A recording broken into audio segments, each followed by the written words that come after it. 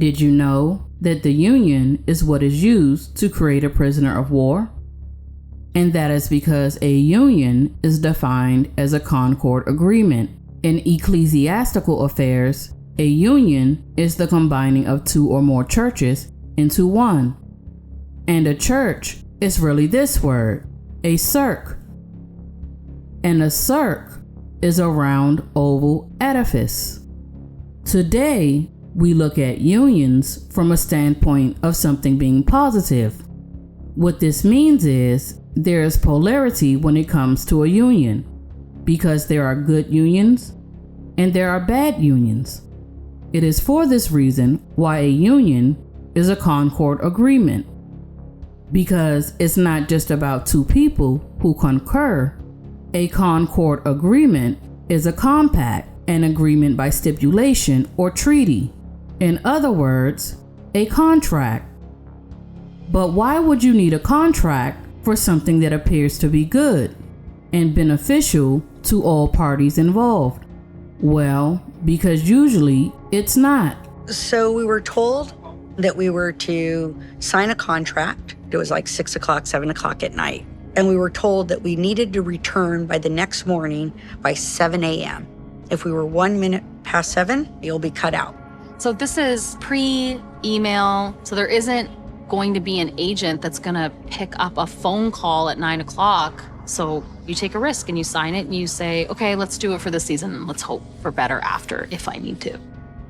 They pretty much own your performance forever. This is a business, and so it's very easy for young people to be exploited.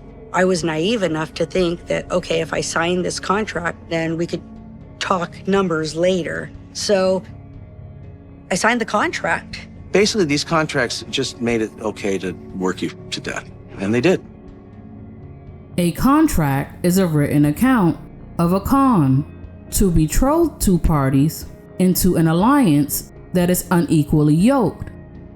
And this is what our ancestors found out when they accepted financial agreements that were supposed to include certain levels of protection, and when they saw that the same people who were promising them protection were also luring in the people that they needed the protection from, it was at that point that they realized that it was a bad deal.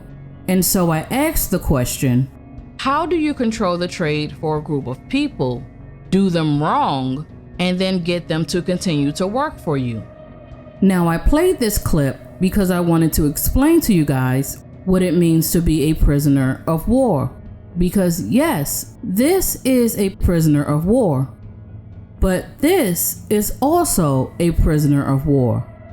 A prisoner of war is someone who is a prisoner to their circumstances, whether it seems to be man-made or not.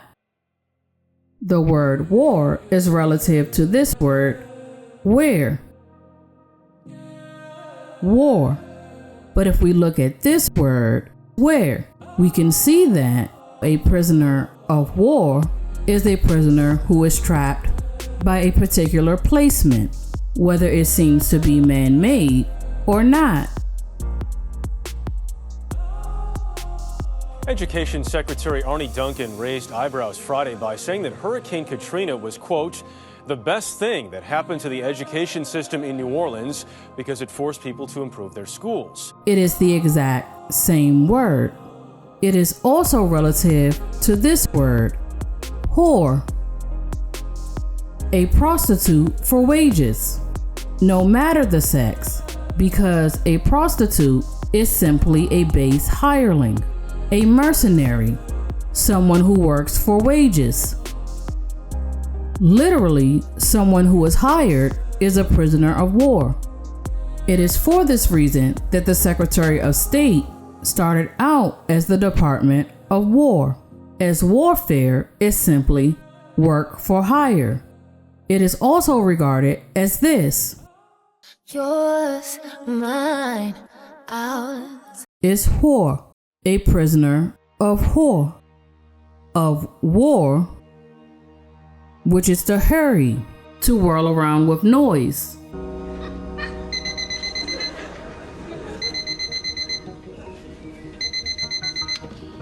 All of of these are prisoners of war. People that are doing things in a hurriedly manner based on the stories that they've been told. And so this brings us back to Memorial Day, because if we look at this photo, it states that this race course was used for prisoners of war. About 10,000 people marched around the old Planters race course. But it said it was led by some 2,000 or 3,000 black children carrying armloads of roses and flowers. But what they didn't tell us is how this came about. So let's look at this photo again. It says, shells from the Swamp Angel battle reached here. Not just at this location, but in this area in general.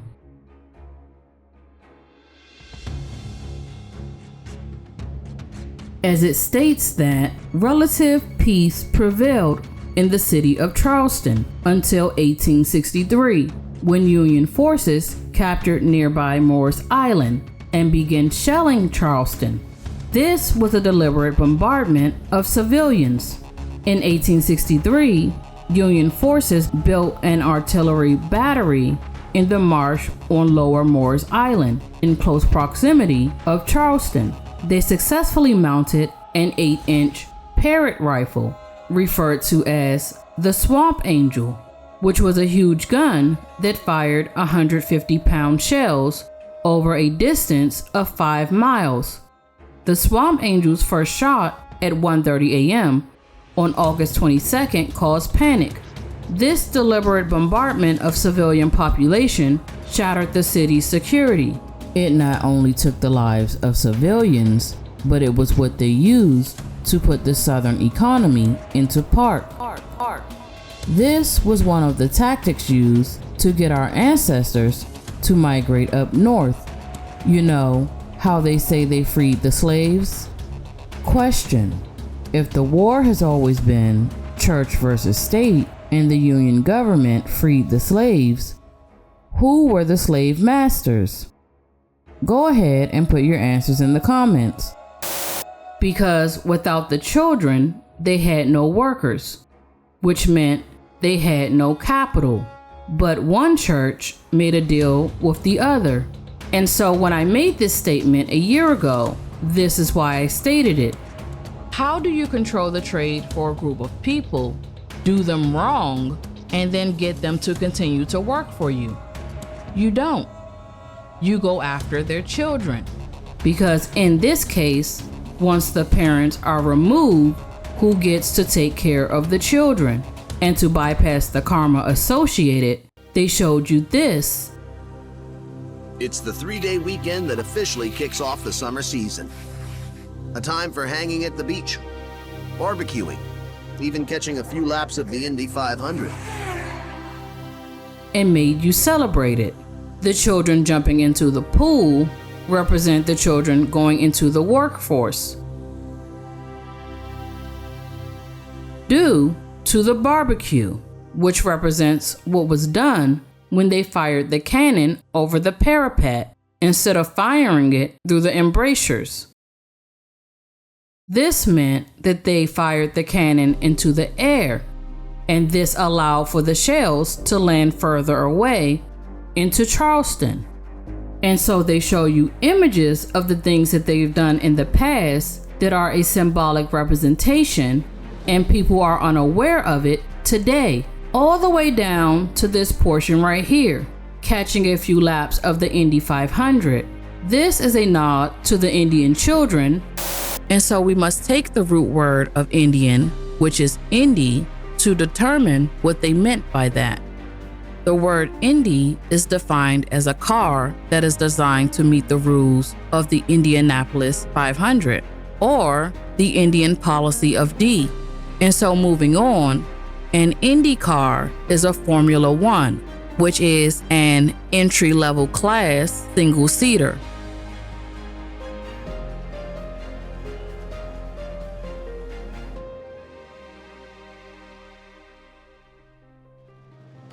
Nobody understands that. And growing up, we taught as black folks to be that one Mike Tyson. One Michael Jordan. Everybody talked to me by themselves. If you guys want to have a name decoded, your name, someone else's name, for research purposes or relationship compatibility, it can even tell you if you're in the right career. If you are interested, check out the information in the description down below.